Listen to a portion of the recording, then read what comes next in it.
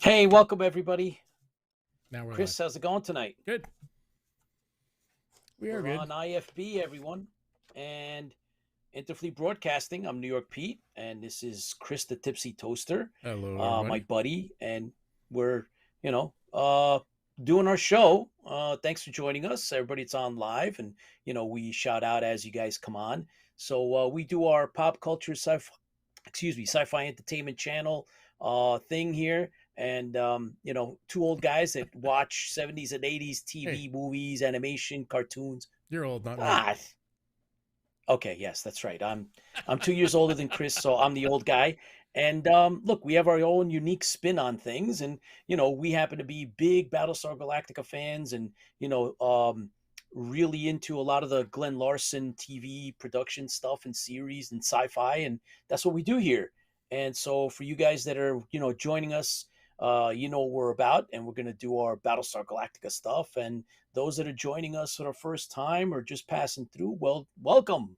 We're going to do Welcome. sci-fi classic sci-fi stuff, and we like to put our own spin on stuff. And we have some sad news. We have celebrations and a little bit of sad news tonight, but we'll get to that in a minute. Chris, what do you got? Just welcome everybody. We're glad you're here. Everybody's trickling in. Looks like we got Lola comes in, so we have Lola. That's a showgirl. Lola, welcome, Lola. Yes, Eric's out there. Thank you, E- Eric, for joining. Thank yeah, again. Eric says We'll look at some pictures later that he was able to share sent with us. us. Yeah, yep. He says watch the old guy stuff. George Chris is Laskowski, what? good afternoon. Studio 44. CBS What's the Broadcast Center. What was the? Oh. He's I'm gonna working. date myself. Yeah, he's still working. But what was the Studio 54? Oh, yeah. He's over a couple, 10 over. He's 10 Thanks over for from joining us, 44. George. He's on break while I guess, he's setting up and working there. George is part of our team here at IFB. Thanks for watching, George. And, Tara, of course, is in the wings waiting. And Jeff. Hey, Jeff, thanks for It's joining all us about a tonight. And boy, a dog, and a wagon train in space. yeah, that's it, Jeff. That's right. A boy and Yeah, his hey, daggett. Lola, stay And out of the Copa. Hang yeah, out with us. her name was Carl's with Lola. us too. She was a showgirl. Carl, all right, Carl. And John Repper too. Hey, Mediocre John. modeler, he's Mediocre he's on modeler. board. Mediocre was Building busy this week. as He put up he 2 watches. videos. Yeah, man. Doing all kinds of video stuff. And And not hopefully not to mention, he gave his coat back to Pan, so Pan would leave. hopefully, it's like, come on, that was great. I was like, what the hell? What is that? What is he doing? Pan. And then he reveals, you got to watch the video. It's outstanding. He's very creative. We love Mediocre Modeler. Thanks for joining us tonight. And He's got a yeah, lot of time on Jeff his hands right Anthony's with now. us. Yeah, he does. And well, that's good and bad, but Jeff Yeah. Anthony's with us too. Thanks for joining. And yeah, well, you know what, Chris, we got stuff to present.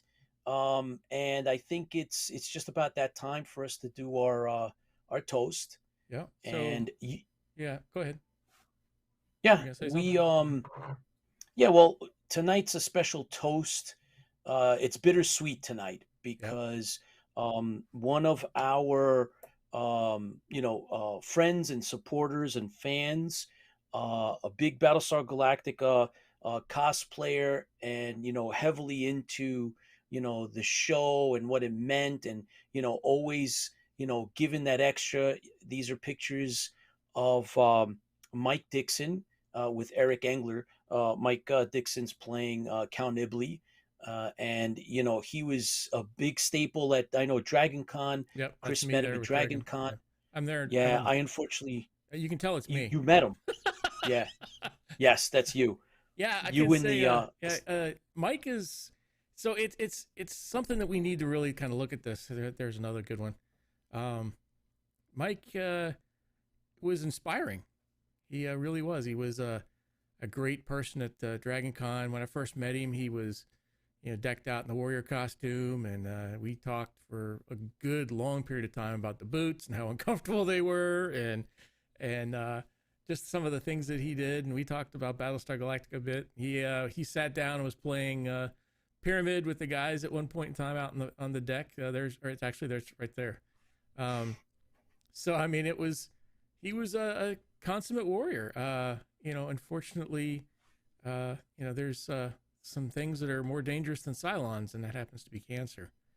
And we lost him to cancer. He did a really good battle, but he finally succumbed today. So we're gonna miss him. He was a great guy. It's tough when you lose somebody in this kind of. I mean, there's not a lot of old, like you can see the picture there. There's not a lot of old school Battlestar guys to begin with. Right. When you lose someone that is that big into it, it takes a lot out of you. And I really do miss. I'm going to miss him a lot. I know Eric misses him. Going to miss him a lot. We had a good time. We'll have to definitely, set a place for him at Dragon Con this year when it goes through. But we'll do a toast to him. And yes, we will. He was a great guy. Rest in peace, Mike. So we'll we'll do a moment of silence, but we're gonna toast to him first. So let's ready? Yep. I'll get that there. All right, let's we got pecan ale, but we're gonna. Yeah, we ate. We ate this before. We drank this before. Yeah, we ate and drank. Yes. Right.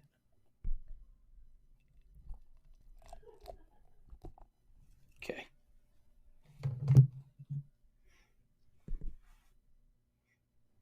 Ready? Almost. Hang on. I'm a little foamy here. There's no hanging on, man. Either in or out. That's it. So, I would, there's people who believe in the afterlife and hope to see him there again. We always hear that God has a plan, and it's a little bit, it's not always available to us. So we know that Mike's up there setting the plan in motion, and hopefully we'll meet him up there when the time comes where we've all got an expiration date. So you ready, Pete? Yep. Here's to everybody, the fans, Fuel the Fleet, and to Mike. And to Mike, rest in peace, Mike.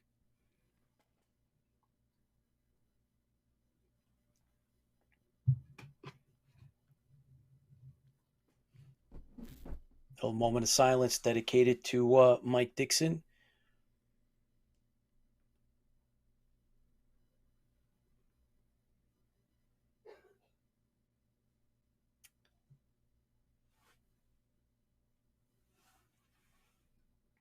All right. Well, we will miss Mike, and we will persevere, and we know that these types of losses are hard to deal with, and we're all together one a Battlestar community. So that's why we want to make sure that we recognize it, acknowledge. I unfortunately did not get a chance to actually meet with him, but I'd seen him in pictures and on Facebook, and Chris had actually met him, and so it's a loss, and we are going to remember he's always him. Fun to talk to on Facebook. Talk to. You make Facebook friends and all too. I mean, it's not like you have to meet somebody for them to be a significant part of your life. Mm-hmm. So especially in this in this kind of day and age. Yeah, day and age. Like, Carl is a good. We lost Tim too. Tim the Cylon was another person who would talk your ear off. That's right. Battlestar Galactica. That's right. Yep. So it's nice to have this community, and it's important that we, keep doing what we do and keep doing what we like, and make a bigger community and stick with each other. And I mean, probably need to do more community get-togethers. Sometimes this is kind of a one-way conversation between us and you guys on the chat, but we do some Zoom calls. So if you ever get a chance to get on the Zoom calls or something like that, we can all have a chat. Maybe we'll start doing maybe one of those a month or something where we, can get to know each other a little better. and Yeah. share some insights about each other, and just have some good time. I think we did one a couple of weeks ago for the Yep. 1st of July, 1st of January. Yeah. I'm No kidding. a couple months ahead there. But we did one for the 1st of January. We actually went and watched Galactica 1980 Starbuck Yeah, episode, the Starbuck episode. and Yeah. it was fun. We had some Oof. good time together. Yeah, we did. We had a good time. We had a bunch of guys on, and we were just talking smack and enjoying it and reminiscing and showing some of the collectibles that we have amongst us. It was pretty cool. So yeah, we should definitely do that again. George says wrong studio, no disco music, just a lot of basketball coverage on Studio CBS 54. Sports Network. Yeah, and let's see. Condolences, mediocre modeler. Eric Engler reminds us that Mike touched so many people, Yes. and in a lot of different ways in terms of the fandom. I met Mike at Dragon Con 2018. John Repper, yeah, nice guy. Lee Jacobson's with us. Thanks for joining. Eric Engler reminds us that the Lords of Cobol have called him home. Yes, he Yep. has. Ambrosia Toast from Jeff Reaper. Jeff Walters, Rip Mike. Carl Cullenschmidt, Tim the Cylon will talk his ear off. Yes, that's right. He'll find Yeah. a kindred spirit. Baz Arms is with us. Baz Arm from Down Under. Well, his arms The are day. with us too, I guess. Yes, the big arms. And I saw a Tim, picture yeah. of the stuff he's doing. Now he's got some beautiful knives going, so get a chance to go check some of those out. Yeah, Trying to talk him into asking how much I don't know how much a ship a Cylon sword from Australia to here, but I'm willing to the shipping, talk prices. Yeah, the shipping is a killer from everywhere. I mean, Yep. hey, even from the UK, they had actually predicted. I mean, they had come out before the Brexit that shipping is going to go up. But I'll tell you, the things that are shipped from the European Union is super expensive as well, depending on where you're getting them. Yeah, these 2 books I ordered, it was these are I think I showed these a while back. 2 from 13, which is this is a UK fanzine from the UK. Yeah. The 13th tribe in the UK, and I paid more in shipping than I paid for the items, and the items were not cheap. Right. So yeah, I get it.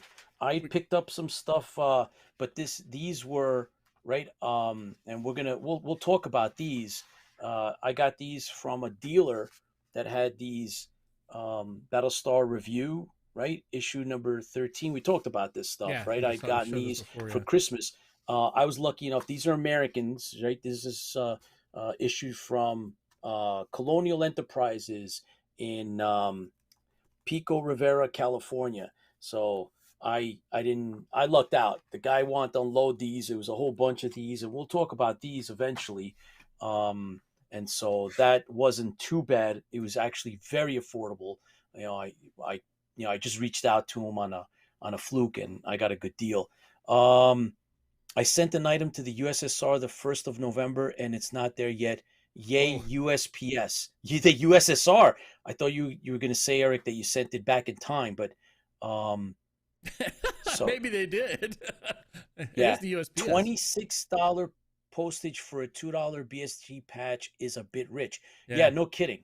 I mean, some of this stuff is totally ridiculous, and I'm telling you, depending on where in Europe make sure it's worth it. I think Baz said earlier, it's a shipping is a route, I believe. Yeah, it is. It also but it depends on what you're shipping. If it's worthwhile, something is worthwhile, you're going to pay for the shipping.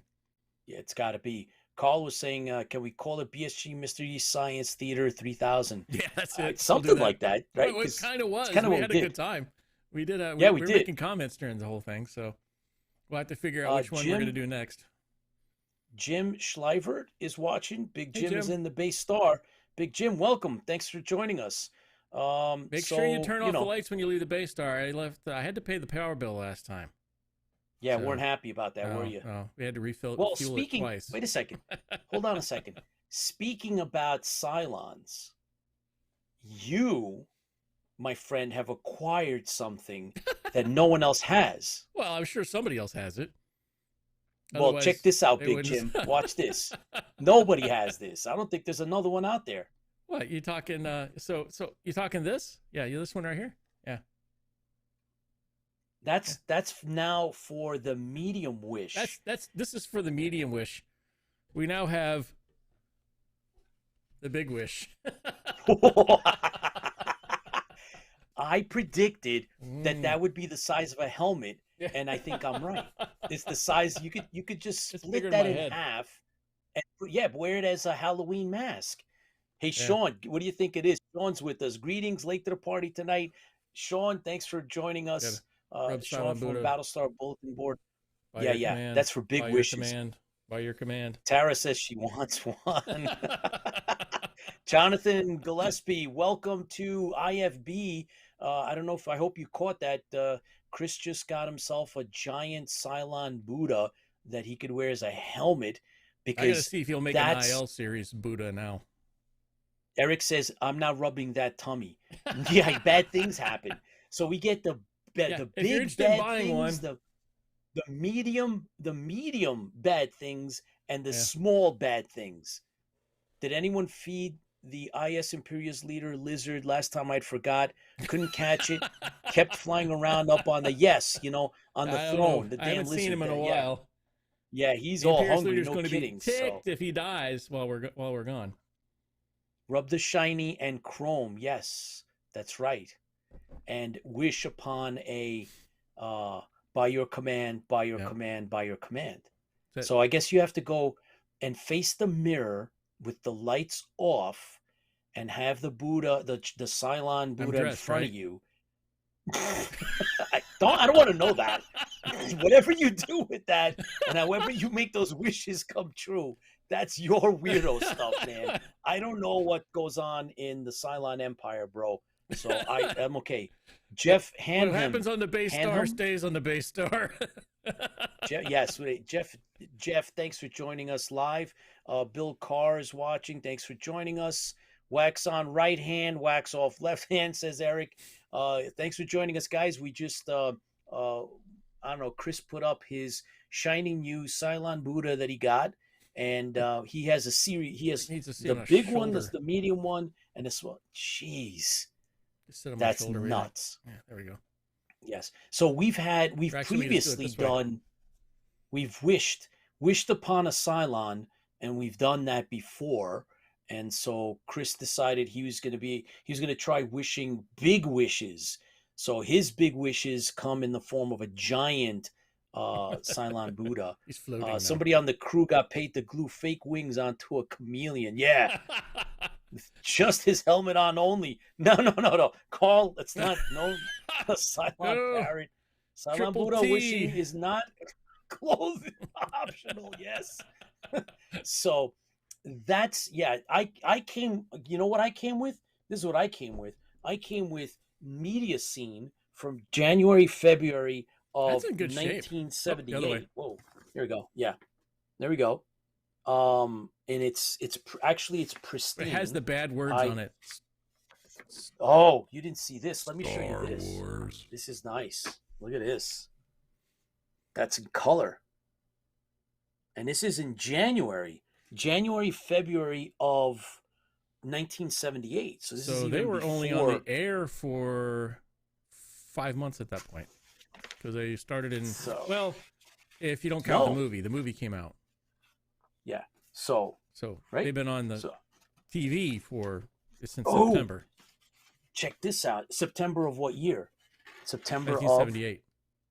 This is from February of 78. That's probably the way the Daggett was supposed to look. Remember when we went through the book? It talked about how the Daggett looked like a real dog. Yeah, isn't that weird? So this is. I think I've never seen that picture before, really. No, this came out in January. I've seen lots of pictures on all of the things, but I've never seen the picture that looks like the dog like that. Right? This is from January of 78. January 78. That's cool. There's a couple other ones that have some follow-up. You said you had that for a while now, though. Yes. I picked these up.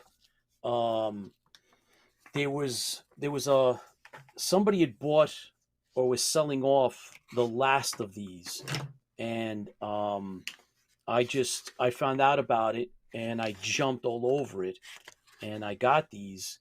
And how about this cover? Check this cover out. Look at that. Oh, I've seen that too.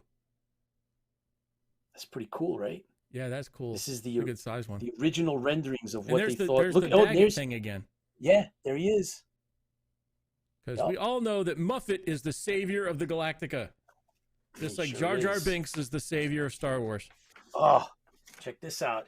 There's the Ralph McQuarrie art. I mean, most of the stuff we've already seen. I have those on his artwork things. Yeah. Yeah. But imagine this came out this is from 78. So, and it's pristine. There's a couple more. So I'll share those later on in the year as we get closer to doing our magazine reviews. And so I have an extensive collection of magazines from the period, and we'll talk about Dynamite. That. No. I got a lot of stuff. And John 1 is with us. Thanks, John, for tuning in. Jar Jar Binks is not the savior of Star Wars. Yes, he is. Shut your filthy Cylon mouth. Thank you, mediocre modeler. You Jar said Jar Binks is y'all's favorite. No, he's not. Yeah, he is. He's the savior. There is, if you look him up, if you look up Jar Jar Binks Jedi, there is a thing where it says he's a Jedi. So he's a secret Jedi. And they've got proof of it, the way all the things fit together. No, he's not. He is absolutely not. Don't talk about him. Actually, Boba Fett is... We need to talk about Boba Fett. But look, you know what?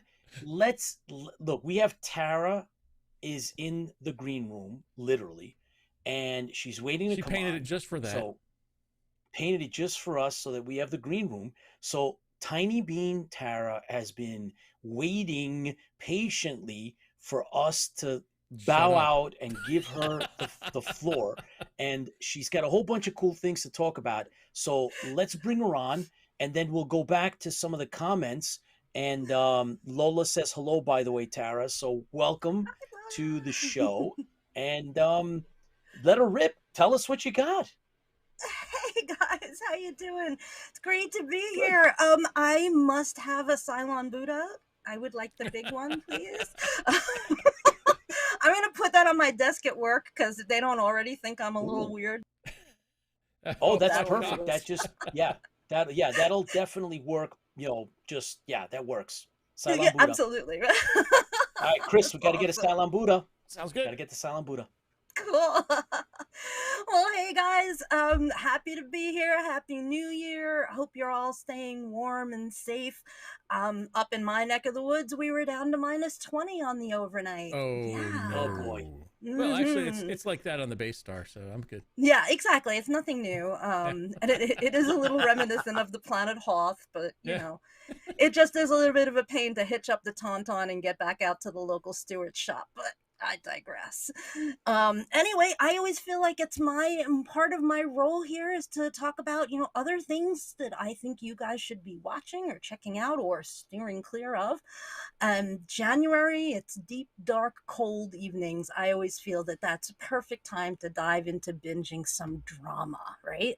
And thanks to the proliferation of streaming platforms, we have many, many to choose from. And being that this is Tiny Bean's Corner, you all know that I prefer my dramas on the rocks with a twist. So let's begin with Dexter New Blood. Now, I've got to say, I was not really into the original Dexter series. I watched it from time to time, but it just didn't connect for me at the right time. And I totally believe that happens. You have to hit a show at the right time. I know, there was other stuff on back then that I was more interested in, but I was really curious to see what they were going to do with this new miniseries, especially how would they tie it up in a way that was better than how the original series ended, because I know that the fans were not too pleased with that. So, not sure what I expected, but I didn't think it would make much of an impression. But what I discovered really surprised me. We find Dexter under a new name. He's living in upstate New York, so of course I like that already. It's got to be in New York. Come on, it's like home. That's where all serial killers are from. Yes, really. And they have Shut your spiral filthy Buddhas on mouth. their desks at work. So, yeah. But anyway, yeah, so he's in upstate New York now. It's where it's beautiful. And he's living a happy small town rural life. His girlfriend is even a cop, and he seems to be keeping the demons, or as he calls it, the dark passenger, at bay. Though the presence of his dead sister as his conscience is a bit concerning. But anyway, his teenage son shows up, and well, this boy appears to be even more messed up than Dexter is. Oh, Throw boy. into the mix an upstanding local who may have some serious skeletons to hide, literally and figuratively, and you've got a popcorn munching extravaganza. Now, I won't give up any more of the plot, okay? But what sets this series apart for me is the absolutely stellar acting. That shady local I mentioned, it's played by Clancy Brown. Now, that name may not send off any bells, but I know you will recognize him. He was the main prison guard in Shawshank Redemption, the big guy. And he also played Kurgan in the original Highlander in 1986. This guy's been around, and he also does a lot of good voiceover Kurgan. Now stuff. I see it. You see? So now you see the picture. Yeah, no, he's obviously he's a little older and a little silver fox, but boy, is he good in this. He is absolutely exceptional. He's got this like subtle way of being kind in his manner, and yet you can see that there's this suppressed rage that's kind of just seeping through the cracks. Really, really well done.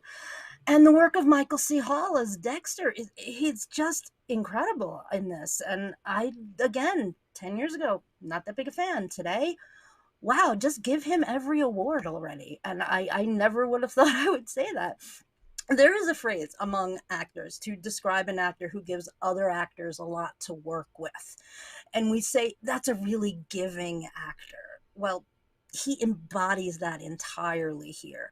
The reactions of the other actors with him in scenes, most notably Jack Alcott as his son and Julie Jones as his girlfriend, they are really, really well done. He's elevating the whole cast with a subtlety that I didn't think he was capable of. And the ending, well, you know me, I won't give anything away, but it is incredibly satisfying. So check this one out when you get a chance. Now, speaking of incredibly satisfying, have you checked out Yellowjackets yet? Whoa, okay. This one is on Showtime. It is off the hook good. The premise, take a successful 19 soccer team, put them on a private plane that crash lands in the heart of the wilderness. And pretty quickly, you have a potential Lord of the Flies situation. And the show creators, they tease this out to you in flashbacks and flash forwards. We follow 4 of the women as adults today, which alone begs the question, what happened to everyone else, right? Anyway, it has a feel of like Stand By Me or The Stand to it. Now, who is blackmailing them in the present and why? What really happened out there? When supernatural events are added to the mix, you're not even sure what's real and what's not. Many secrets and lies abound. Many of the answers are skillfully tossed out here and there, slowly leaving you begging for more. And not unlike Dexter, the acting is stellar. Especially good are the young actresses in the flashback scenes. They truly capture the mannerisms and the feel and even the voice patterns of their older counterparts. Not unlike the talented kids on Stranger Things, I guarantee you will see these girls in the future. And as the adults, Juliette Lewis, great as always. Christina Ricci, oh, she is terrifyingly bats in this. And Melanie Linsky, who you may recognize from 2.5 Men, is riveting. The stalker absolutely from 2.5 Men. Yes, and she's so good in this. You're never quite sure what she's going to say or do next. Please watch this show and be prepared for anything. That's all I can say about that one. So definitely let me know what you think on that. Now, speaking of being prepared for anything, did you know that the Coen brothers have an adaptation of Shakespeare's Macbeth coming out tomorrow? I mean, what? Yeah. So the guys that brought us Fargo, the Big Lebowski, Raising Arizona. I mean, come on. This is the last one that I would have pegged as a Shakespeare fan, right?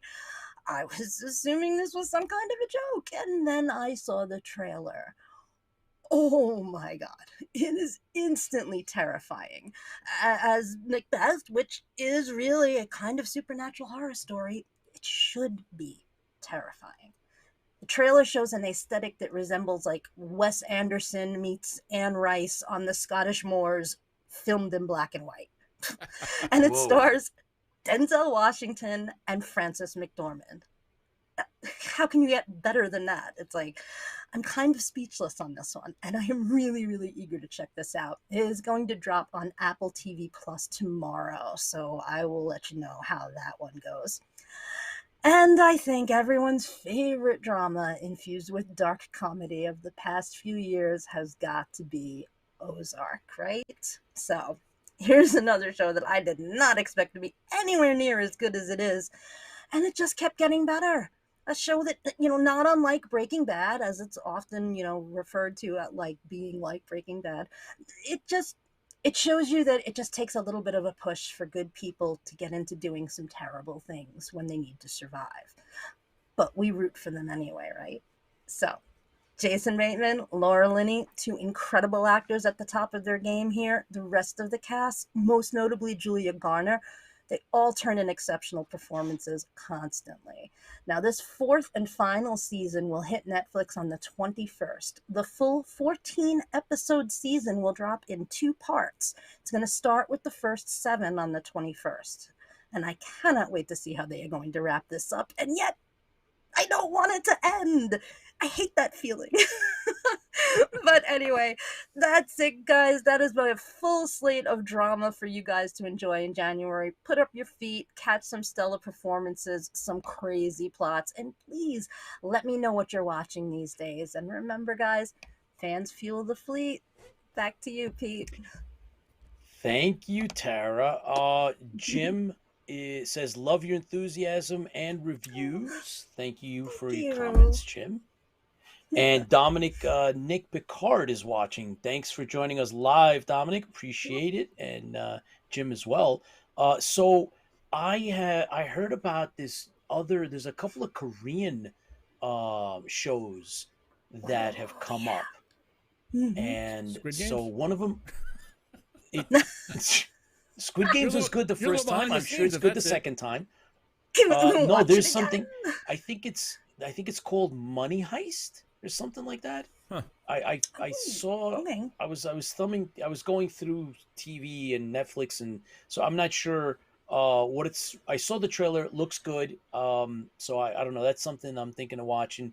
I caught up with The Witcher, which was great. Yeah, I finished The and Witcher. looking forward to the And the other thing was, so I'm slowly making my way through The Expanse. Yes. So it's great. Good. Yes. Oh my God, The Expanse is fantastic, guys. Yeah, if you like, Good if you like the classic show, you read sci-fi. the books or listen to the books. Oh yeah, Awesome. absolutely. So Yeah, I gotta just catch finished up watching. on that. Mediocre Modeler said he finished watching The Silent Sea. So I did hear something about that. Do you know anything about that? I had heard of that. Well, I hope Yes. Mediocre Modeler has good things to say about it. Then I will definitely catch it. All right, cool. one is that one? Is that the Brian one- Beloff, thanks for joining us. I don't. started I'm not- watching one the other night. I can't remember. Maybe it was Yeah. Silent Sea. So Yeah, I think would it like is to Silent see. Sea. John Repper says would like to see a review of Another Life on Netflix starring Katie Sackhoff. I didn't go back to I liked watching it. the latest season. Did you watch that, Chris? Yeah, I the watched latest the whole one? thing. Oh, okay. All right. Carl Cullenschmidt says Yellowjackets is the movie alive, but with girls in the woods, really great. Okay. Hmm. Yes, Jeff- thank you. Yeah, Yeah, right. it's so creepy. Jeff Walters, Book of Boba Fett, love it, but the Yes. Vespa moped gang has to go. Well, I gotta tell you, it's a little bit, I don't know. There was that second episode, in my opinion, was really, really good. Yeah. They did this Oh, I'm whole glad thing you with liked the, that, Pete. Yeah. Good. Okay. the second episode was good. I really enjoyed it a You know- lot. Right. So Awesome. Okay. I don't know, like so far iffy. And let's see, Book of Boba, love it, but yeah, the Vespas. Love it. Doug Abrams, thanks for joining us live. And Rodrigo Zuniga Torres is watching. Thank you for joining us. Mediocre Modeler, what did you actually watching The Expanse now? It's really good. It was awesome. Katie is great. Yes, Danny Trejo in episode 3 of Boba Fett. Really, really good stuff. Yeah, he plays Jar Jar And Binks. no, he doesn't. No, he doesn't. He's If so anyone sad, out there, Chris.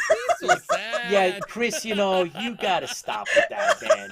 So the comic relief, for anybody that read Tales of the Bounty Hunters, was a novel that came out, you know, like 20 years, more than 20 years ago, and it alluded. I think that's where they got the inspiration for the Danny Trejo's character is from Tales of the Bounty Hunters. There is a story of the original Rancor and his his keeper, the keeper of the how did the Rancor get to the palace, and it's very similar to what we saw in that episode. So if any of you guys ever read that Tales of the Bounty Hunters, what a great book. And in it is how the original story of how Boba Fett was saved from the Sarlacc pit. But hey, you know, it is what it is. Eric Engler says, just finished listening to Mel Brooks' book, All About Me. He reads it, and it's just awesome. Okay. All right. Paul Roder's with us. Paul. Adore Mel Brooks. And then this might be something you'd be interested in, but Paul's with us. Definitely. Thanks for joining us, Paul. What else did you do? Must watch Another Life. Finished Another Life. Okay. Danny Trejo actually played Jar Jar Binks. It might be worth the watch. He did not. I feel it's getting incredibly better each week. Best I can say about Boba Fett. Sean, I agree 100%. The one thing I wanted to say, though, was that Clancy Brown was in a sci-fi series way back in the day. It was a sci-fi, and they'd gone to, I don't know if it was Mars. No, not Mars. They went to another world, and I believe it was only 2 seasons, and it was really, really good. I mean, I got into it, and I was like, oh, wow. I was so hoping they would give us the other. They kind of like left them stranded on that other world, and they were like a colony group, and he was fantastic at it. So if anybody remembers the name of that, let's see. I just Wookiee got past everyone about to kill Boba. Yes, Jeff, that's correct. That was the problem that I had. If Danny Trejo actually played Jar Jar Binks, he might have been worth it. Agreed.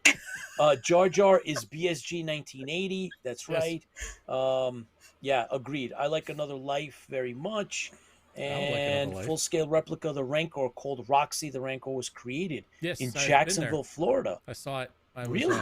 Actually, Yeah. I think I have a picture of my Cylon next to it somewhere.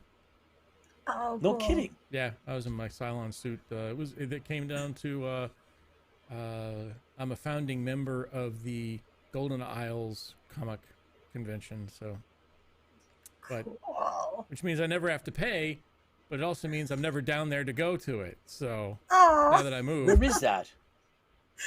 that's in Brunswick, Georgia. Where is? It's in Jekyll Brunswick. Island. Oof. Oh, Jekyll Island. Okay. All right. Well, It's not maybe Brunswick. someday. Brunswick doesn't have anything. Yeah. All right. Well, we'll see But about it was that. home of the Brunswick stew, which makes it so much better.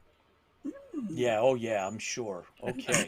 I've less than fond memories of the experiences in certain parts of the world. I'm not going to say where, but anyway. Hey, Tara, thank you so much. As usual, you handle all this with such grace, and you bring all this heartfelt insight into this, and we really appreciate it. And I know the fans like it as well.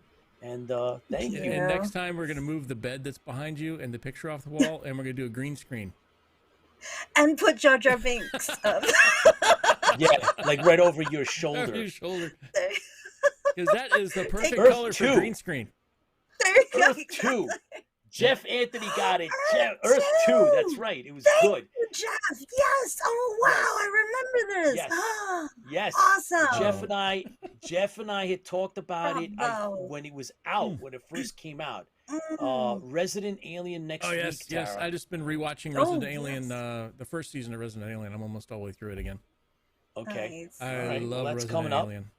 That's That's great. coming up. Clancy Yeah. Brown on Earth 2 was from 94 to 95. He was also in the episode of what? He was also in an episode of The Mandalorian. Really? No, Oh really? boy. Oh, Oh, we got to go oh, back. oh, good. Got to I go gotta go back and look for back.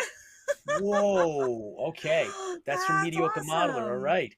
Thank you. So, I love. Miso, a Okay. movie He's critic. still a movie Right. critic. Yeah. So.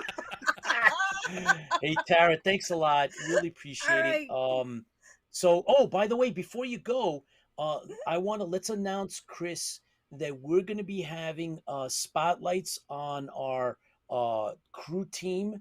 And so starting next month, we're going to have small little interviews highlighting backgrounds on everybody that's part of IFB. So Tara's going to kick it off. So everybody look for that. That's going to be extras, a little additional video interview that we're going to do, spotlight interview, and we're going to start it off with Tiny Bean Tara, and she's going to tell us all about why she's doing IFB with us and a little bit about her background and stuff. How Yeah, she got because to you be got to be crazy enough to get on show with us. Exactly.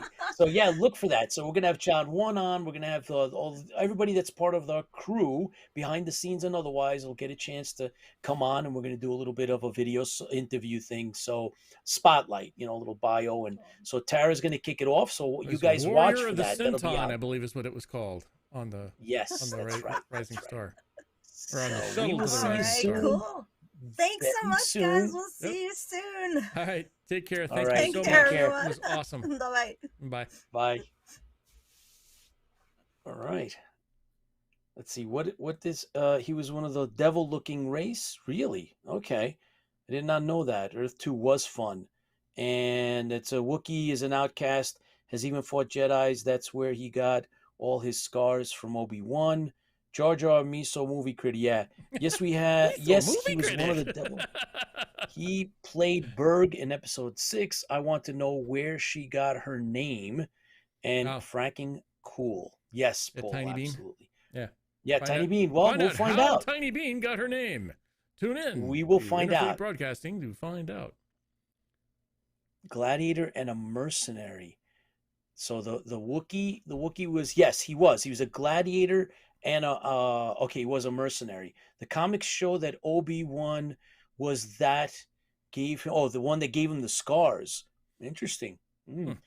Clancy voices Mr. Krabs and some others in SpongeBob. What? Sean Massey, thanks for joining us. Really? I did not know that. All right, cool. Well, I'm a fan of his from, back in the day when, SpongeBob? it was the Highlander. No, Highlander. Oh, yeah, SpongeBob, okay. But Highlander. Yeah, come on. I'm a big fan of his, SpongeBob. Yeah, SpongeBob too. Watch plenty of that. So, Chris, we are definitely going to be covering 2 Battlestar Galactica related issues or topics. One of them is going to be the comic book, right? Rob Liefeld's Maximum number 3, right? War of Eden, which is, and then I'm blown away with the storyline. I really am. I think it cool. could have been, it really could have been, and we'll do a summary tonight just to start off with. But I think it really could have been the second season. The way it's really good. It is. It really is good. And we talked about this prior to coming on. Chris and I discussed. It's I feel that we are not doing this story justice. I mean, I'm gushing, guys, and I hope you're reading it. And if you haven't, for those that did years ago, reread it. And if you haven't read The Battle of Malachi by Lee Gold and Sharon Monroe, it is totally worth it. It's really cool. They captured all the main characters and their personalities really well. Plus, they added in extra characters. They gave us a really good background on what the heck possibly could have been the vision of what happened at the Battle of Malachi with the Fifth Fleet, and how does the Pegasus and Kane, how do they survive? How what happened to them, and of course everybody's in it. There's cameos by all of our favorite characters, and done the way you would expect a real licensed novel to have done. So it's it's really good. So we're going to discuss the next chapter, and there's a lot of additional characters, Yeah, and I'm it kind glad of that blew me they're away naming. at first because there was just too many characters. Are we going to start on Right. this now? Well, I don't know, Chris. There is okay. You're making me dizzy, for one. But yeah, yeah. Bottom line is that it's really good. It's worth everybody's time. I just wanted to get that out there. And so let's do the Battle of Malachi Okay.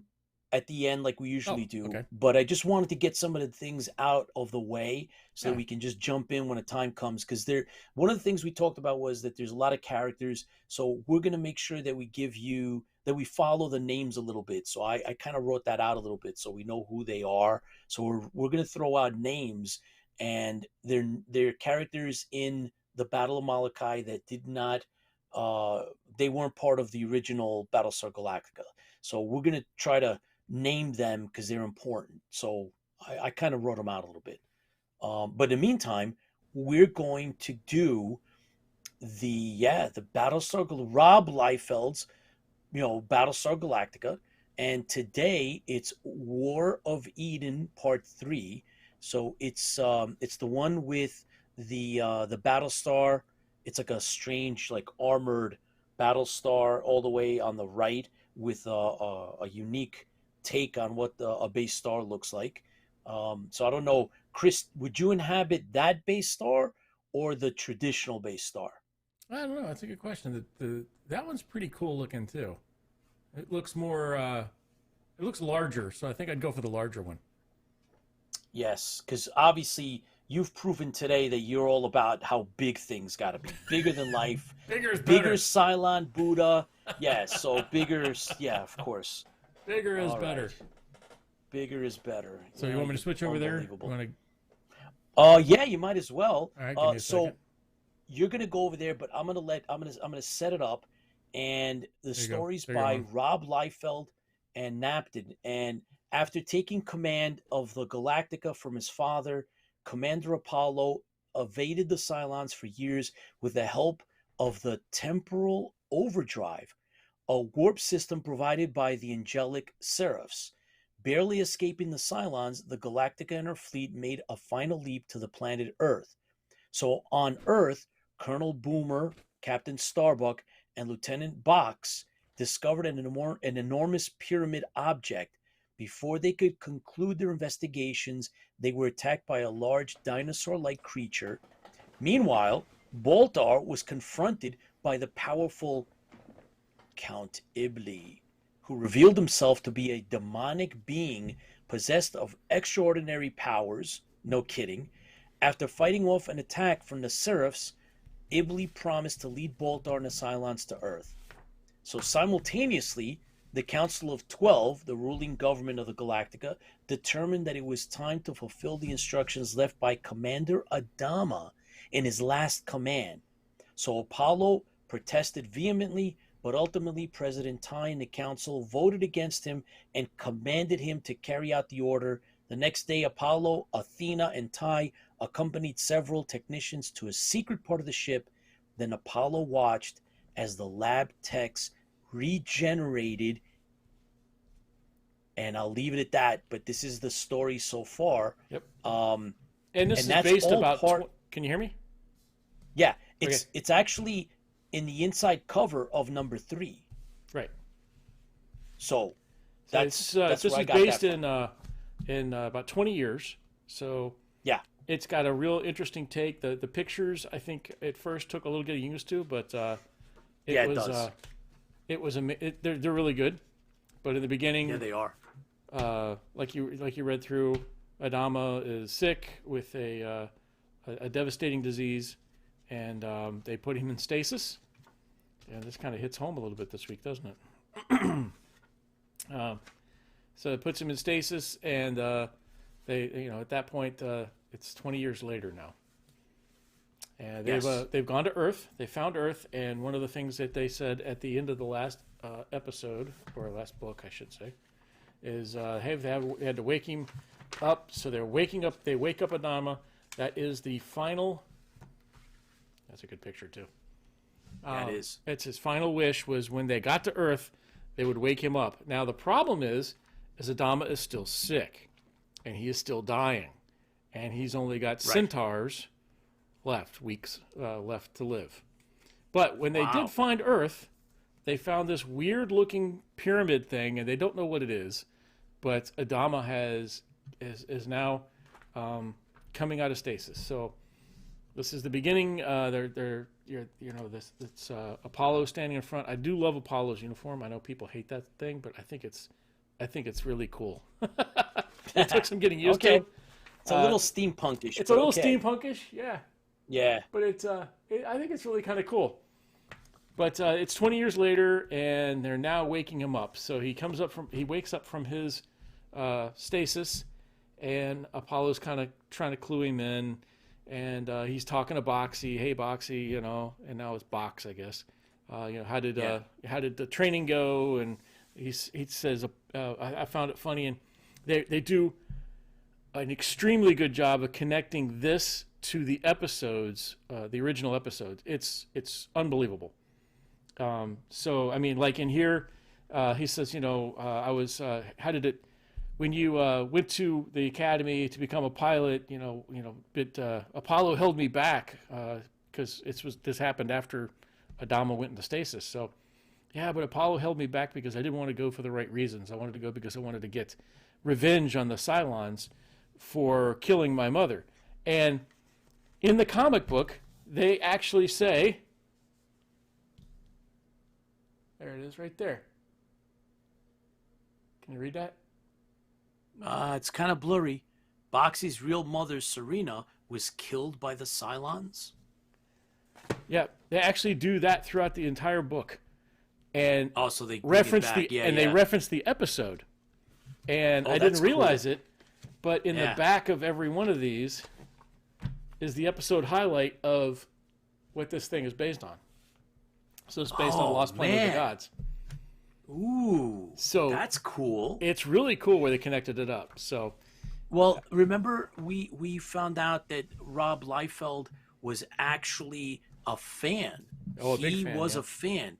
I think he mentioned that to us when we met him and spoke to him briefly at New York Comic Con.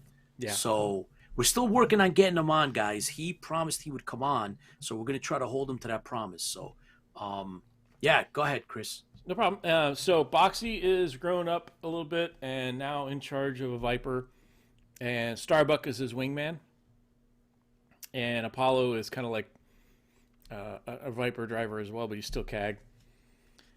Athena is now now a commander. The Ty is now the president. Ooh. And Boomer is is it Boomer is president or Ty? No, Ty's president. And then Boomer is also moved up to commander. So there, some other backstory. So they're trying to fill in what happened. Also, they have another son. Sheba and Apollo have been married, and they have another son, and their son's name is Cain. Imagine that, named after Sheba's father.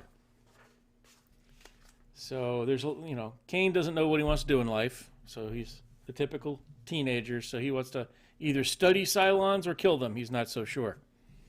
Either way, I think he should have just become a Cylon to be better. No, he's got the right mentality. I like it. So he wants to study him or not, and then the doctor over here says, hey, he's only got a certain amount of time to live. And Apollo is really torn. They said Apollo wants to move back into stasis because he just doesn't know. But they are on Earth, and he tells Adama about the floating pyramids. And there's a picture of the floating pyramids. Oh, they're floating. I didn't realize that. Yep. They're floating pyramids. Interesting. So Adama is like, oh, I got to get down there. I've got to go. Get me down there. So they rush him down there. Meanwhile, we switch over to Battlestar Cylon base ship Hades. Gotta love that one. Ooh. That's the lead base ship with Baltar at the wheel. Baltar looks a little different. Let's see. Oh, he's right there. Yeah, he's got the little beard thing going on. Yeah. Whoop, hang on. Yeah. There we go. Okay, hold on. There you go. Yeah. Mm-hmm. And Count Ebly's a little different, but Count Yeah, Ebly. So the people of light gave the Battlestar Galactica people a drive to get to Earth. So that's how they got there so fast. Meanwhile, Baltar has been confronted by Count Ebly, which is another thing because Mike used to play Count Ebly, so it's kind of weird. Yeah, right. But this is Count Ebly has a warp system and gives it to the Cylons so they can catch up, but it's not as powerful because it was stolen off a ship type thing. So there's kind of a little backstory here. And thieves. Yeah. Thieves. By the way, just had to mention that Jim Schleivert, I just gave your show a shout out over at Liefeld's Facebook group. Ooh. So thanks for doing that. We appreciate it, Jim. Thank you. That's awesome. And so yeah. So this is the Baltar, which is kind of cool still. Once again, it's 25 years in the future. Maybe they gave him some augmentation. Cylons maybe augmented him a little bit because he's got it looks like metal arms. So Count Ebly is talking to Baltar, and he's talking about how they're going to take the Galactica and take it over Galactica, and he needs their help to kill the Galactica. And he says, "Oh, we're going to be there. It's going to take us a little bit longer to get there. Excuse me, but we're going to get there." He says, "But this is where it foreshadows a little bit, and this is where it kind of once again it jumps into a really cool thing. Great pictures here, by the way. These are just beautiful. This is as simple as it may sound, Baltar. I need you and the Cylons to serve as the instruments of destruction." Says, "But and for now, I believe I have to leave. I shall return when the fleet arrives at Earth." And of course, Baltar's like, "What about? Wait." And then, but he's got to go pick something up, he says. So, bam, he goes to. I love these things. The heck's that mean? I love these things where the squares actually look robotic. So when the Cylons talk, they have a square instead of a round bubble. And you can almost read it just like a Cylon. So the Cylon's like, "We received a long-range communication from the Imperious leader on Hypercom. He demanded to know what our course is and our destination. I informed him that we were on course to Earth by command of Count Ebly." And he says, "What is it?" He says, "Do you need indeed? But I'm afraid that isn't quite true. I still command here." So that's the Baltar thing going on. And of course, good. Perhaps this will suffice as a demonstration of my authority. And he shoots his own people. Excellent. Well done, Baltar. Which is a really cool picture, too. I really love the Cylon. The Cylon has 2 red dots, by the way, on his eyes. And his helmet looks more Roman. Okay, that's okay, but the whole idea Roman or Greek, like the feathers. Yeah, like the feathers. Yeah, but I don't know. It's a red visor. Yeah. I like the idea that he's dead, though. He's better off dead. Now, Starbuck is like a Hollywood actor. It's kind of cool. So some people probably don't like the Starbuck in this one, but he's got the sunglasses on and he's the cool dude. So that's Starbuck. Hey, but by the way, Carl says Cylons in the background. Are we there yet? Are we there yet? And he just got so pissed off that's why he blew him up. And Sean says Darth Baltar killing his own troops. Yeah. Wow, there you go. It's right. I love the what's the meme that he says leaders always lift their people up. And it's Darth Vader strangling somebody. Yeah. So back from the base ship to what's going on. So now they're on the shuttle going down to the planet. A little back and forth with Apollo and Starbuck, and Apollo's like, I'm really worried. I want to put him back into stasis. And Starbuck's like, hey, I'm a betting guy. I said, I bet something's going to come out of this. Your old man always does something good. And then He says, I'll wager 1,000,000 cubits that we're going to find, or about to find out. So they head down there. Yeah, I bet. And there they are at the pyramids. So they land at the pyramids. Oh, man. And there's a little bit back and forth here. Before, if you remember, when they landed on the planet Earth, there were dinosaurs that attacked them, which yes, some people were like, dinosaurs. But now, you're wondering what time frame were they landing at? So did they go back in time? Or, are they ahead of us? Are they behind us? We don't know. So they got some Marine kind of guys in here, which I thought was kind of neat, that are going to protect them while they're down there. Yeah. And, Joanne, thanks for joining us live. And they've got he's got the special medallion, just kind of like the tombs of Kobol.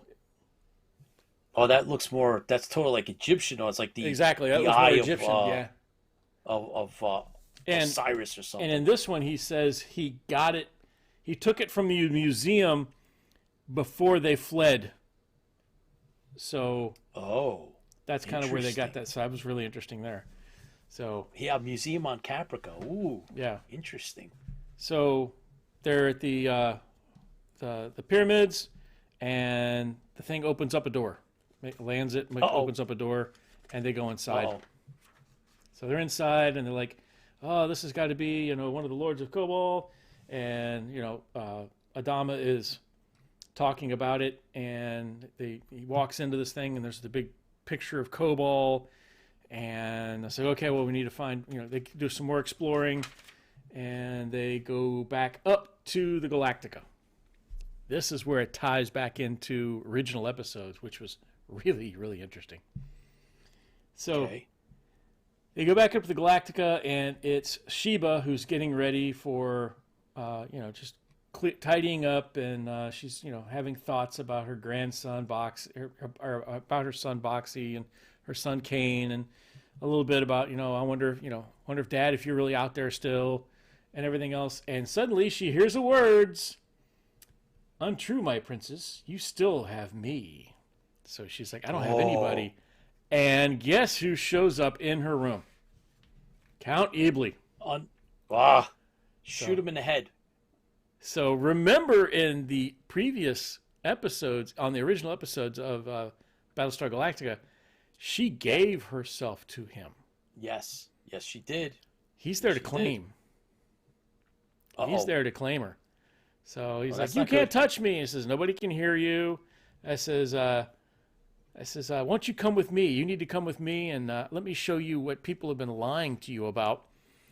And it says, "What? Nobody's been lying to me." And it says, "No, Apollo kept you from looking inside that crashed ship." He takes her to the place where the crashed ship is. No way. Yeah. So she says, "Fine, I'll go with you." She goes with him. She goes to the crashed ship and says, "Go ahead, look inside. Go ahead and look inside." And she finally does. And what does she see? What? Father. What does she see? She yells out, "What? Father." Nah. It's Kane. Get out of here. He's dead. No, it's not. Nonsense. Well, maybe he's fooling her. You don't know. Yes, he is. So he's evil. Yep. So she's like, so he's telling him, so Apollo's been lying to you, and everybody's been lying to you, and so he's trying to turn her against them. Yeah, of course. She's starting. I gotta be honest. When the original episode aired, there was amongst those that were watching. I mean, my friends and everybody there was speculation that maybe it was right the remains of the Pegasus. And then there's also there's also pictures that they didn't show. They actually cut that was like a pig-like creature inside. Yeah, it was like a one of the demons. So we know that it wasn't. But well, you never know. Yeah. Well, maybe Kane got turned into a demon because he decided to follow. No, it's one of his. It's Count Ibley. Just keep denying it. Oh my God, you are crazed AI wishing to be a robot. No, I'm telling you, everybody, badly. all you colonials are always like, "Oh, he survived." Oh boy. Yeah. Oh my God. He's Cylon. dead. So So, and now Apollo shall pay for his treachery. Rejoice, my princess, for the moment of our revenge is at hand. Oh, man. Shut your mouth, Count Ibley. Yep. What an evil dude. Oh. I love it. Carl says, Sheba, I'm inside of you. Great line. Yeah. I remember that. Yeah. They cut it, but it's in the outtakes. It's really good though. Oh, I want to jump back real quick. I forgot to mention. So when they're on the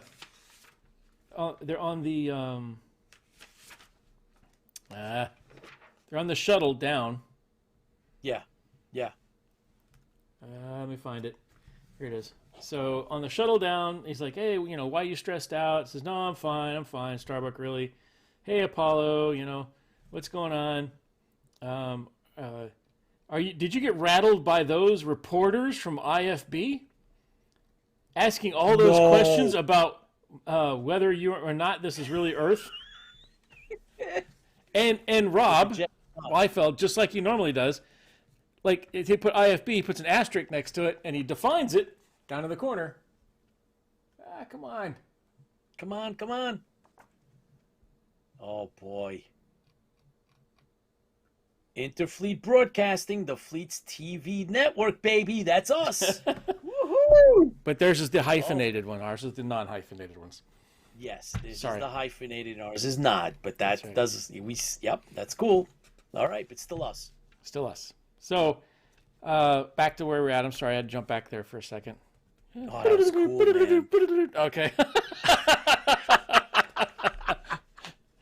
Scooby-Doo. Yeah, cool. So, Keanu Blee's got her. He's convincing her that she's been betrayed, and then of course they flip back to inside of the double.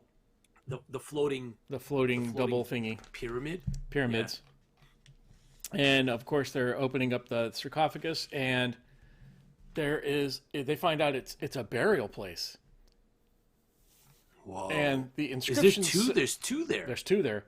The inscriptions say, he says, "Oh, the air smells stale in here." They open it up. It says, "By all it's holy, oh my God, Father," which is funny. It says, "My God, Father," which should be like the Lords of Kobol, but anyways, there's my gods maybe.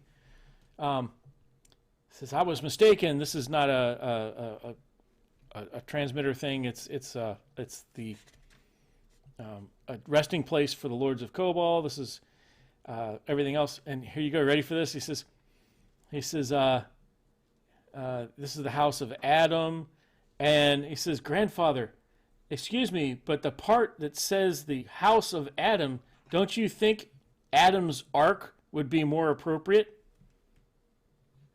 Ooh. Anybody know what Adam's Ark is?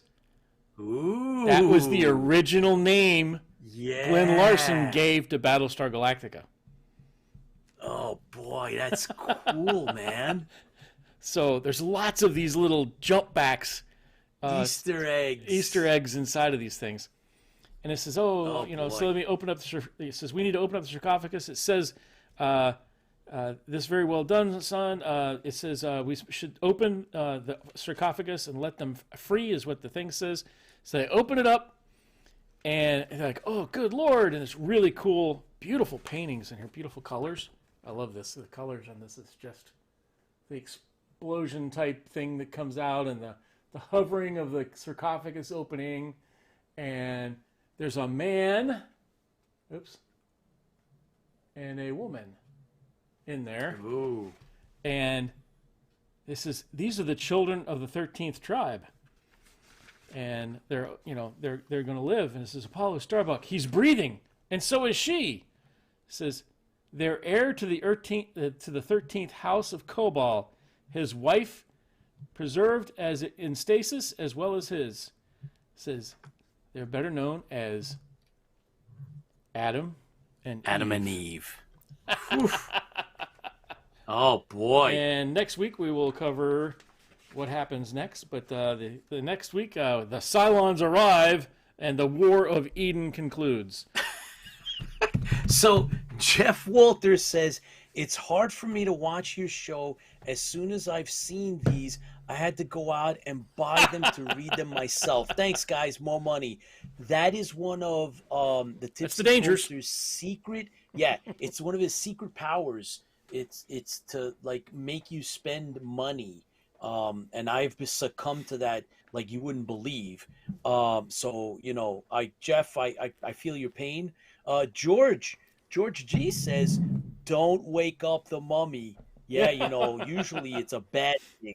So let's see what happens next Yeah. week when we go into Hey, Pete. next issue. Oh, wait a minute. The Cylons arrive when the War of Eden concludes. Yes. What is that? What is that? This is something my daughter kind of made for me. So she's got her own little business. And this is No. Oh, so she's catering mirrors, to mirrors on I said, hey, I would love to have one of these, and we did some research on it. I think I showed it off last week that still had all the paper on it. Yeah. So I glued all the triangles on it that she cut for me. And now I've got it's cool. Oh, wow. So your daughter's gonna actually she's gonna be catering to Battlestar Galactica fans. Yeah. And she's gonna be making some of this stuff. Yeah, probably. Oh, wow.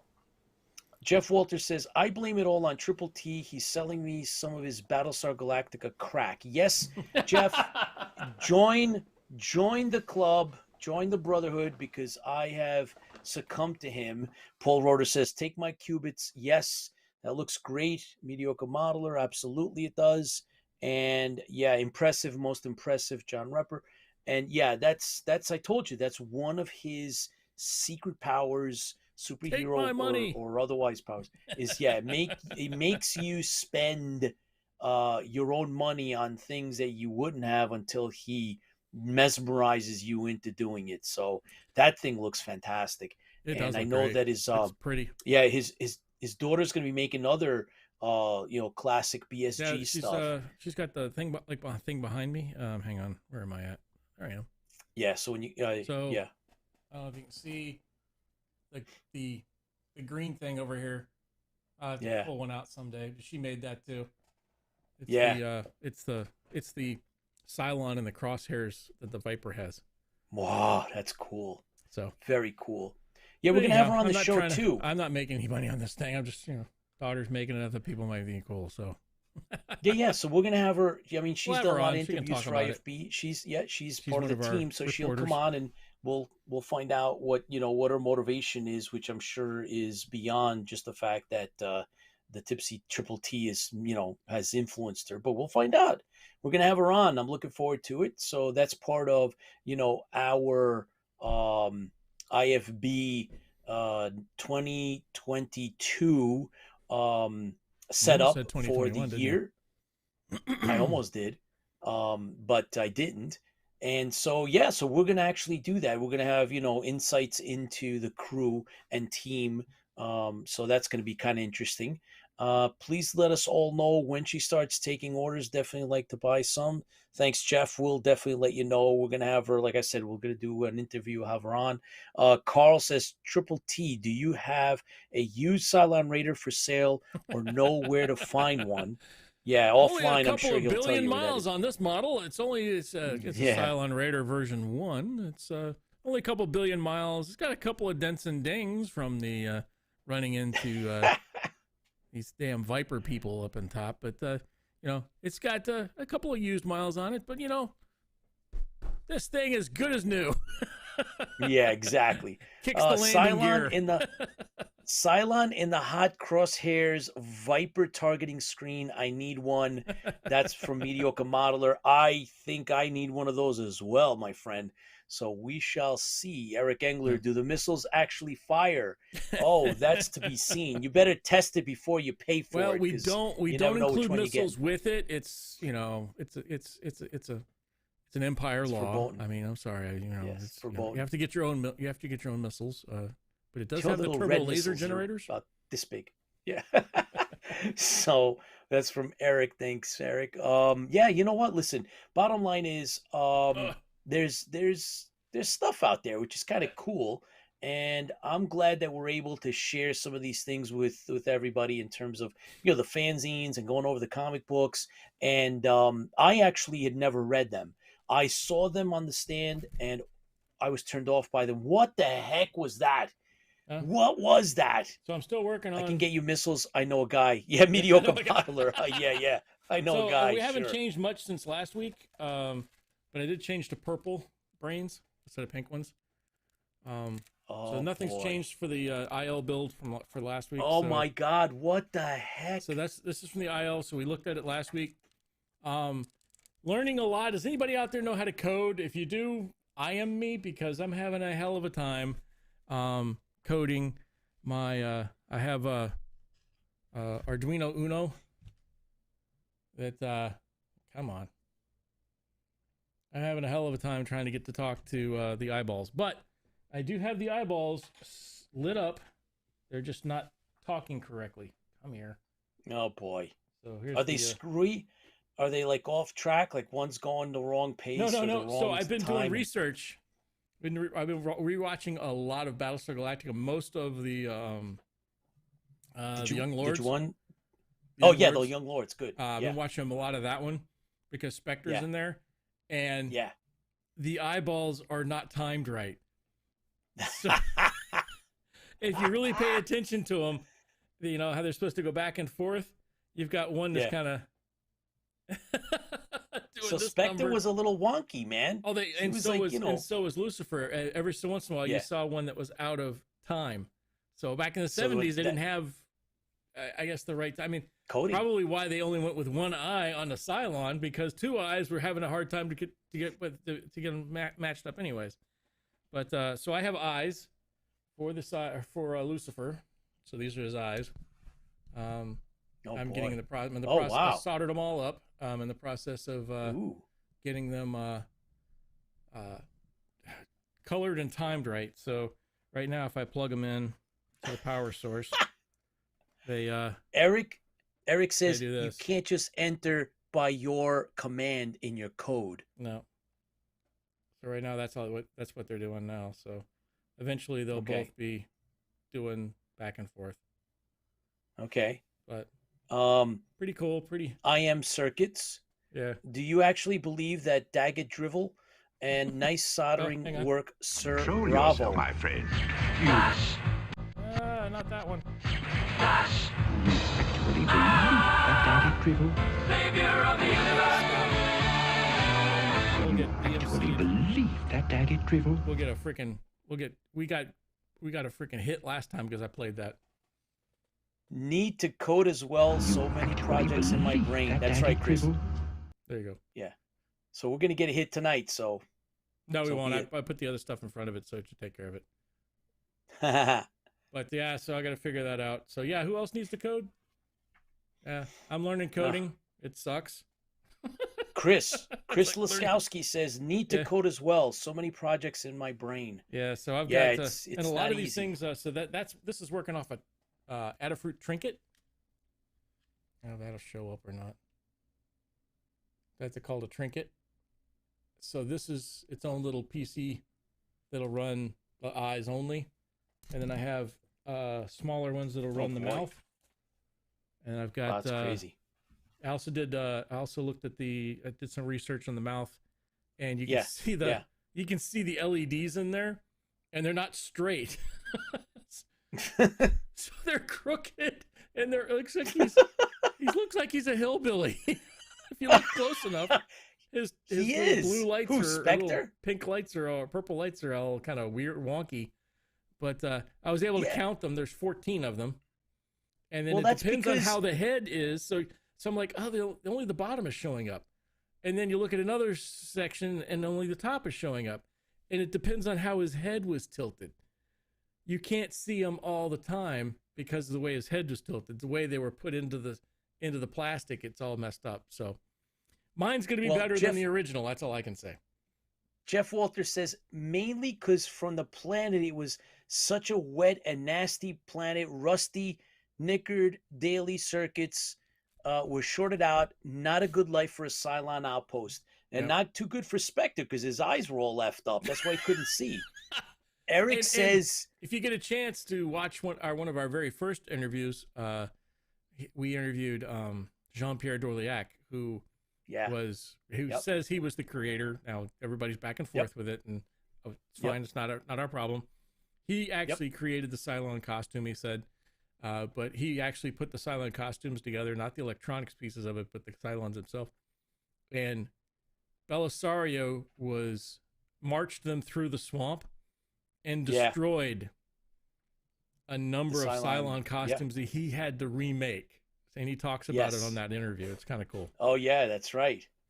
Disco Hillbilly, the Light Fantastic. Eric Engler says, talk to the lightsaber guys. Do they program? I don't know if Maybe. they program them. I don't know. Yeah. So Disco Hillbilly, the Light Fantastic. Yep. I can tell you. Hey, Matt Ferd. Thanks for joining us. Hey, Matt. I know Matt. He works with me. Yeah, cool. Thanks for joining. So that's part of it, and I've got about $200 worth of electronics over here to play with to figure out what's going on. So that's it. I bought two of everything, mainly because I'm good at soldering, but there's always, if I solder something wrong or I destroy something, I would be waiting forever for it to come back in again. Hey, Chris, show us the head again. Sure. I want to see what the brains are. Oh, the brains are pretty cool.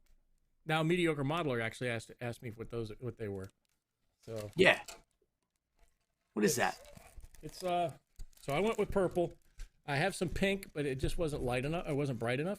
And I'll actually, if you want, I'll show the pictures of the actual head. I actually have pictures of the actual head. So inside of here are the lights.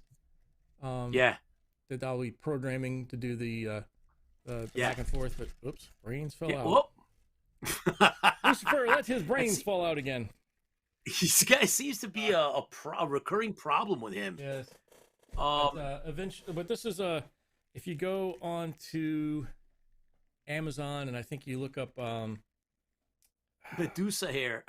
No, you look up craft tubing. Craft tubing. George says it's Medusa hair. This is what this is. It's craft tubing. And then inside of the craft tubing is going to be the lights. These are LED lights. And these are all programmable lights. This isn't a regular light strip like you see in everything else. They're actually, you have to have individually addressable lights. So each one of these has a computer chip in it. So you can tell it when to come on, when to go on, and when to go off, and what color to be. So that'll give me the ability to do the space-looking spiral thingy going on the inside of the head. Eric says, yes, they program Lightsaber Builders Group. Huh, I have to check it out. Paul Roeder says, electronic Felger carb. Yes, sir. Absolutely. That's exactly what it is. And brains. Medusa hair. Do you have the clear dome piece yet? Carl wants to know. I'm creating. Oh, give up. It's on the ground now. So I have coming. So they messed up. So when I had this done, I had the other piece done as well. I'm going to create the dome myself utilizing the other piece. So I have a piece similar to this. I have another piece that's coming that I'm going to put plastic over top of and melt into place and then pull the other piece out. So we'll see how that works. That is my biggest concern, is the clear piece. But I think I have it figured out. So we'll see how it goes. But I'm waiting. But I sent it to a PO box because I rent, and my lessor doesn't want me to send my stuff here. So I have all my stuff sent to a PO box. So when I said, "Hey, this is this is the shipping address," they shipped it UPS to the post office, and before it got to the post office, they're like, we don't accept UPS. But the post office will accept UPS if you send it to the address of the post office. So the address of the post office, and you put down Unit 75, for instance, that's my post office box number. So the address, Old Triangle Road, whatever, PO Box 75, and they'll send it. UPS will drop it off there like they're supposed to. But if UPS gets the thing and they send the thing and it starts to get here and it shows PO Box, UPS cancels it and sends it back because UPS will not send it to a PO box. Lessons learned. So it's been in limbo for about 3 weeks now. So the head Jeff top should be here Walters shortly. says they vacuum formed that head back in the day. Yeah. Yeah. So you can actually see. Hang on. Do we have time for this? I don't want to. I don't want to go too just far. what do you got? So hang on. Let me do screen share. What is it? I'll Chris show you says NeoPixel LEDs. Yes, that's what I have. Yeah. By the they're way, pretty Marcelo Arias Espinoza is Hey, watching Marcelo. from Chile. Welcome. Thank you. Bienvenido. So, yes, show the Lucifer head. The actual Show the head real again. Lucifer head from the show. No, the one you have. Oh, hang on. I was going to do both. Hang on. Battlestar. Both. I can do both. Oh my God.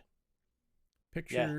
Yeah, it's just your, oh, there you go. You're opening files. So Chris is opening files. He's going to show off all the research he did. Yeah, this is all the research I've done on this. Yeah. And I think here we go. Jeff, is it Jeff that owns one of these? Who owns one of these? I don't know who owns a new one. The real one? No, Jeff owns the Imperious Leader, I think. Okay. Yeah. So I know Jeff is working on some cool stuff. Oh, wow. Look at that. This is the actual Lucifer head. And you notice a lot of people think he's silver, and he's not, though.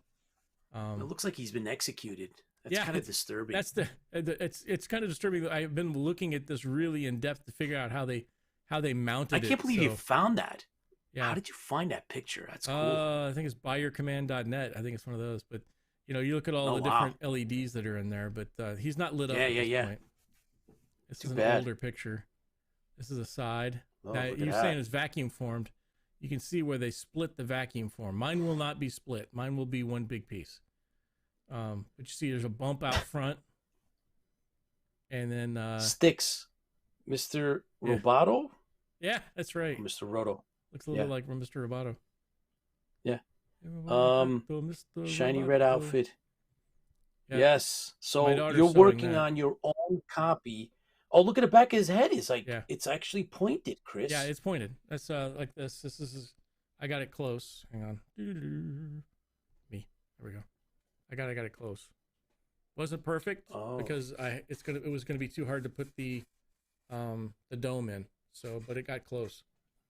So a lot of people never knew it was pointed to begin with. So, gotcha. I'm getting close. I mean, I'm not going to be perfect.